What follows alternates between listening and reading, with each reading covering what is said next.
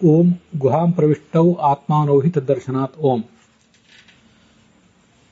ರಾಘವೇಂದ್ರ ಸ್ವಾಮಿಗಳ ತತ್ವಮಂಜರಿಯಲ್ಲಿ 74ನೇ ಗದ್ಯ ಭಾಗ. ನಾನು ಅಥಾಪಿ ನತಸ್ಯ ಸರ್ವಾದನಂ ಯುಕ್ತಂ. ವಿಷ್ಣುವೇ ಸರ್ವವನ್ನು ತಿಂತಾನೆ ಅಂತ ಹೇಳ್ತಿರಲ್ಲ, ಅದು ಸರಿಯಲ್ಲ. ಎಲ್ಲವನ್ನೂ ಅವನು ತಿನ್ನಲಿಕ್ಕೆ ಸಾಧ್ಯ ಇಲ್ಲ. ಯಾಕೆಂದ್ರೆ ಕೆಲವು ಬೇರೆ ವೇದ ವಾಕ್ಯಗಳ ವಿರೋಧ ಇದೆ. ಅದೇನಿದೆ? ಋತಂ ಪಿಬಂತೌ ಸುಕೃತಸ್ಯ ಲೋಕೆ ಗುಹಾಂ ಪ್ರವಿಷ್ಟೌ ಪರಮೇ ಪರಾರ್ಧೆ ಛಾಯಾತಪೌ ಬ್ರಹ್ಮವಿದೋ ವದಂತಿ ಪಂಚಾಗ್ನಯೋ ಯತ್ ಯೇ ಚ ತ್ರಿನಾಚಿಕೇತಾಃ ಅಂತ ಕಾಟಕೋಪನಿಷತ್ನಲ್ಲಿ ಬರುವಂತಹ, ಕಾಟಕೋಪನಿಷತ್ತಿನ 1:3:1 ಅಲ್ಲಿ ಬರುವಂತಹ ಒಂದು ಮಾತಿದು. ಅಲ್ಲಿ ಏನು ವರ್ಣನೆ ಮಾಡಿದ್ದಾರೆ ಆ ಮಂತ್ರದ, ಅದರ ಅರ್ಥ ಏನು? ಇಬ್ರು ನಮ್ಮ ದೇಹವೆಂಬ ಈ ದೇಹದ ಗುಹೆಯಲ್ಲಿ ಇದ್ದಾರೆ. ಅವರಿಬ್ರು ಕೂಡ ಋತವನ್ನ ಕುಡಿತಾ ಇದ್ದಾರೆ. ಋತ ಅಂದ್ರೆ ಕರ್ಮದ ಫಲ. ಕರ್ಮದ ಫಲವನ್ನ ಅವರು ಸ್ವೀಕಾರ ಮಾಡ್ತಾ ಇದ್ದಾರೆ. ಗುಹಾಂ ಪ್ರವಿಷ್ಟವು, ನಮ್ಮ ಗುಹೆಯನ್ನ ಅವರು ಹೃದಯ ಗುಹಾದಲ್ಲಿದ್ದಾರೆ ಅಂತ ಅದರ ಅರ್ಥ. ಆ ಮುಂದಿನ ಛಾಯಾತಪೋ ಬ್ರಹ್ಮವಿದೋ ವದಂತಿ ಅದೆಲ್ಲ ನಮಗೆ ಇಲ್ಲೇನು ಬೇಕಾಗಿಲ್ಲ. ಅಂತೂ ಕರ್ಮದ ಫಲವನ್ನು ಕುಡಿಯುವವರು ಅಂತ ಬಂದಿದೆ. ಈ ಕರ್ಮದ ಫಲವನ್ನು ಕುಡಿಯುವವರು ಯಾರು? ಇದನ್ನು ವಿಚಾರ ಮಾಡಬೇಕು. ಋತ ಶಬ್ದಿತ ಕರ್ಮಫಲ ಅದನ ರೂಪ ಋತ ಪಾತ್ರತ್ವಸ್ಯ. ಋತ ಅಂದ್ರೆ ಕರ್ಮದ ಫಲ, ಅದನ್ನ ಅದನ ಮಾಡುವುದು ಅಂದ್ರೆ ಸ್ವೀಕಾರ ಮಾಡುವುದು. ಅದೇ ಪಾತ್ರತ್ವ, ಕುಡಿಯುವಿಕೆ. ಆ ಒಂದು ಗುಣ. ಮತ್ತೆ ದೇಹ ಹೃದಯ ಗುಹಾ ಪ್ರವಿಷ್ಟಯೋಹ, ಅದು ಯಾರಲ್ಲಿ ಕಂಡು ಬಂದಿದೆ ಆ ಗುಣ ಅಂದ್ರೆ ದೇಹದ ಹೃದಯ ಏನಿದೆ, ನಮ್ಮ ದೇಹದ ಹೃದಯ, ಆ ಹೃದಯದ ಗುಹೆಯಲ್ಲಿ ಅವರು ಇರುವಂತಹ ಜೀವ ಮತ್ತು ಈಶ್ವರರಿಗೆ ಅದು ಕಂಡು ಬಂದಿದೆ. ದ್ವಿವಚನ ಶ್ರುತ್ಯ.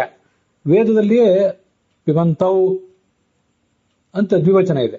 ಮುಂದೆ ಛಾಯಾತಪೌ ಇತ್ಯಾದಿ ಕಡೆಗಳಲ್ಲೂ ದ್ವಿವಚನ ಇದೆ. ಅದೇನಿಗೆ ಸಂಬಂಧಿಸಿದ್ದಲ್ಲ, ಇರಲಿ.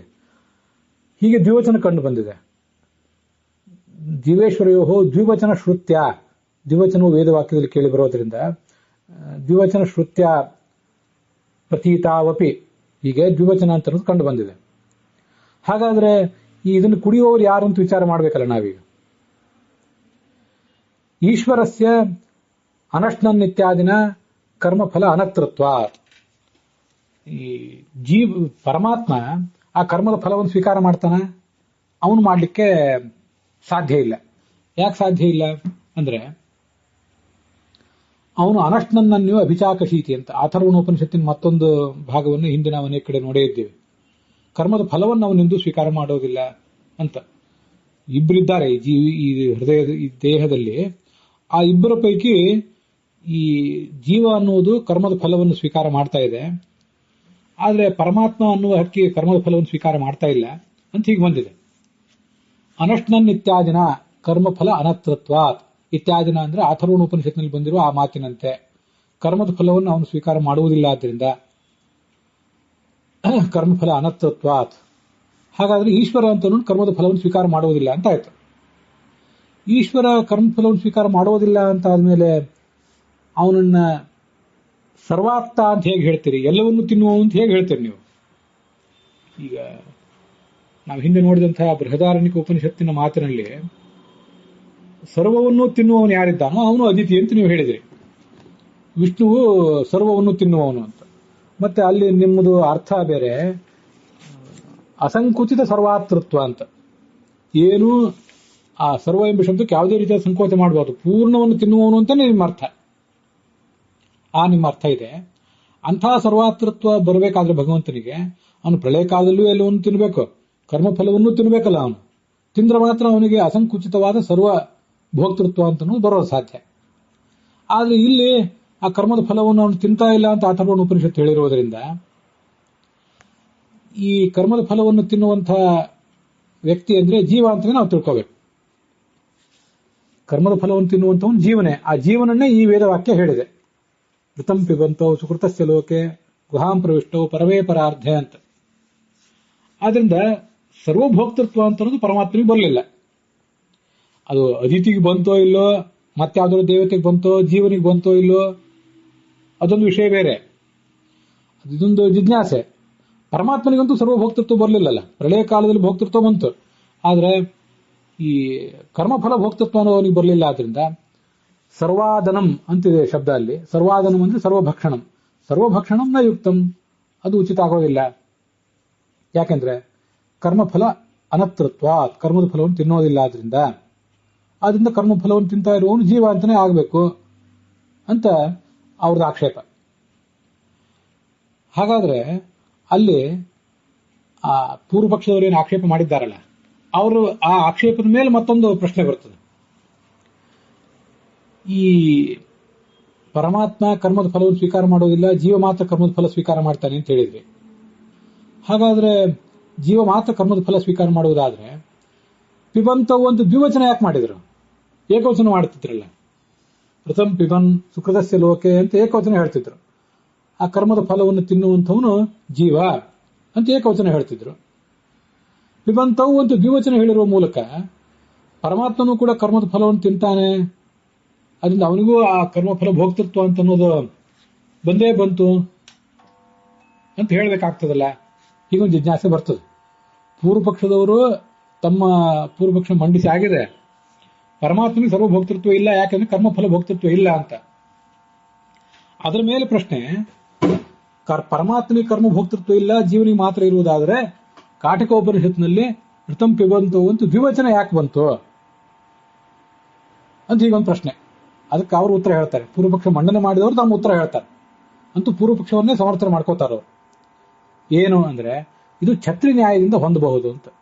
ಅದೇನು ಛತ್ರಿ ನ್ಯಾಯ ಅಂದ್ರೆ, ದೂರದಲ್ಲಿ ಒಂದೆರಡು ಗುಂಪುಗಳು ಹೋಗ್ತಾ ಇವೆ. ಅಲ್ಲಿ ನಾವು ಯಾವುದೋ ಒಂದು ಗುಂಪನ್ನು ನಿರ್ದಿಷ್ಟವಾಗಿ ತೋರಿಸಬೇಕಾಗಿದೆ. ಛತ್ರಿನೋ ಯಾಂತಿ ಅಂತ ಹೇಳ್ತೀವಿ. ನೋಡಲ್ಲಿ ಆ ಛತ್ರಿ ಹಿಡ್ಕೊಂಡು ಹೋಗ್ತಾ ಇದ್ದಾರಲ್ಲ ಕೆಲವು ಜನ, ಅವ್ರನ್ನ ನೋಡು ಅಥವಾ ಅವ್ರನ್ನ ಕರಿ ಅಂತ ಹೀಗೇನು ಅಂತ ಹೇಳ್ತೀವಿ. ಕರಿ ಅನ್ನೋದು ಮುಂದಿಂದು, ಛತ್ರಿನೋ ಯಾಂತಿ ಅಂದ್ರೆ ಛತ್ರಿ ಹಿಡ್ಕೊಂಡು ಹೋಗ್ತಾ ಇರೋರು ಅಂತ ಅರ್ಥ. ಹೀಗೆ ಅಲ್ಲಿ ಅದು ಬಂದಿದೆ. ಆದ್ರಿಂದ ಛತ್ರಿನೋ ಯಾಂತಿ ಅಂದ್ರೆ ಅರ್ಥ ಏನು? ಆ ಗುಂಪಿನಲ್ಲಿ 10 ಜನ ಇದ್ದಾರೆ ಅಂತ ತಿಳ್ಕೊಳ್ಳೋಣ. ಮತ್ತೊಂದು ಗುಂಪು ಒಂದು 2-3 ಗುಂಪುಗಳೆಲ್ಲ ಬೇರೆ ಬೇರೆ ಇವೆ. ಆ ಗುಂಪುಗಳು ಆ ಕಡೆ ಇರಲಿ. ಈ 10 ಜನ ಇರುವಂತಹ ಗುಂಪಿನಲ್ಲಿ ಛತ್ರಿ ಇಟ್ಕೊಂಡವರು ಒಂದು 5-6 ಜನ ಮೆಜಾರಿಟಿ ಇರಬಹುದು. ಅಂತೂ ದೂರದಿಂದ ಆ ಛತ್ರಿಗಳು ಕಾಣಿಸ್ತಾ ಇವೆ. ಇನ್ನು 3-4 ಜನ ಛತ್ರಿಗಳನ್ನ ಇಟ್ಕೊಂಡಿಲ್ಲದೆ ಇರಬಹುದು. ಆದ್ರೆ ಹೇಳುವವರು ಏನ್ ಹೇಳ್ತಾರೆ, ಆ ಛತ್ರಿ ಇಟ್ಕೊಂಡಿರುವಂತವ್ರು, ಆ ಬಿಳಿ ಬಟ್ಟೆ ಹಾಕೊಂಡು ಹೋಗ್ತಾ ಇರುವವ್ರದ್ದು ಒಂದು ಗುಂಪು ಇದೆಯಲ್ಲ ಅದು. ಇನ್ನೊಂದು ಗುಂಪು ಛತ್ರಿಗಳನ್ನು ಹಿಡಿದಿಲ್ಲ. ಈ 10 ಜನದ ಗುಂಪಿಗಿಂತ ಹೊರತಾದ ಮತ್ತೊಂದು ಗುಂಪು ಇದೆಯಲ್ಲ, ಅದು ಛತ್ರಿಗಳನ್ನು ಹಿಡಿದಿಲ್ಲ, ಅಥವಾ ಅಲ್ಲಿ ಛತ್ರಿಗಳನ್ನು ಹಿಡಿದವ್ರ ಸಂಖ್ಯೆ ಬಹಳ ಕಡಿಮೆ ಇದೆ. ಇದರಲ್ಲಿ ಆ ಗುಂಪಿಗೆ ಕಂಪೇರ್ ಮಾಡಿದ್ರೆ ಛತ್ರಿ ಹಿಡಿದವ್ರ ಸಂಖ್ಯೆ ಜಾಸ್ತಿ ಇದೆ ಅಂತ ಅರ್ಥ. ಈ ಗುಂಪಿನಲ್ಲಿ ಇದ್ದವ್ರು ಎಲ್ಲರೂ ಛತ್ರಿ ಹಿಡಿದಿದ್ದಾರೆ ಅಂತ ಅರ್ಥ ಅಲ್ಲ. ಹಿಡಿದವರು ಜಾಸ್ತಿ ಇದ್ದಾರೆ, ಹಿಡಿದವರು ಸ್ವಲ್ಪ ಕಡಿಮೆ ಇರಬಹುದು. ಆದ್ರೆ ಛತ್ರಿನೋ ಯಾಂತಿ ಎಂಬ ನ್ಯಾಯಕ್ಕನುಸಾರವಾಗಿ, ಸಂಸ್ಕೃತದ ನ್ಯಾಯಕ್ಕನುಸಾರವಾಗಿ ಎಲ್ಲವರೂ ಛತ್ರಿಯನ್ನು ಹಿಡಿದೇ ಹೋದರೂ ಕೂಡ ಆ ಗುಂಪಿಗೆ ಛತ್ರಿನಃ ಯಾಂತಿ, ಛತ್ರಿಗಳನ್ನು ಹಿಡಿದವರು ಅಂತ ಹೀಗೆ ವ್ಯವಹಾರ ಮಾಡ್ತಾರೆ ಜಗತ್ತಿನಲ್ಲಿ. ಅದರಂತೆ ಇಲ್ಲಿರುವವರು ಇಬ್ರು, ಜೀವ ಮತ್ತು ಪರಮಾತ್ಮ. ಅದರಲ್ಲಿ ಒಬ್ಬನಾದಂತಹ ಜೀವ ಕರ್ಮದ ಫಲವನ್ನು ಸ್ವೀಕಾರ ಮಾಡ್ತಾ ಇದ್ದಾನೆ, ಇನ್ನೊಬ್ಬ ಮಾಡ್ತಾ ಇಲ್ಲ. ಪರಮಾತ್ಮ ಮಾಡ್ಲಿ, ಅವನು ಕರ್ಮದ ಫಲವನ್ನು ಸ್ವೀಕಾರ ಮಾಡ್ತಿಲ್ಲ ಅಂತ ಅನ್ನೋದು ನಿಶ್ಚಿತ.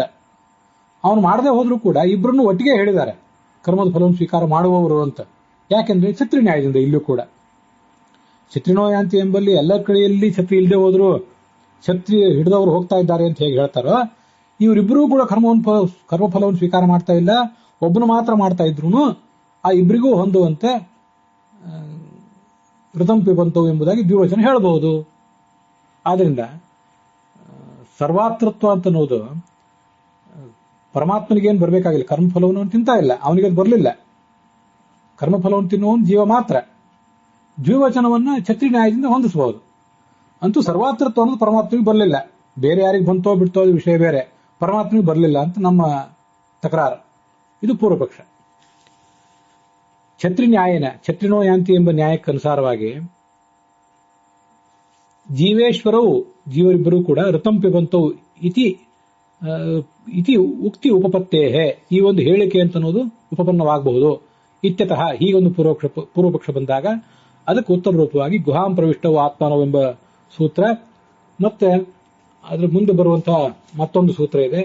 ಅವೆರಡೂ ಕೂಡ ಗುಹಾಧಿಕರಣದಲ್ಲಿ ವಿಶೇಷಣಾಚ್ಯ ಅಂತ ಒಂದು ಸೂತ್ರ, ಹೀಗೆ 2 ಸೂತ್ರಗಳನ್ನು ಒಳಗೊಂಡಂತ ಗುಹಾಧಿಕರಣ ಅನ್ನೋದು ಅದಕ್ಕಾಗಿ ಹೊರಟಿದೆ.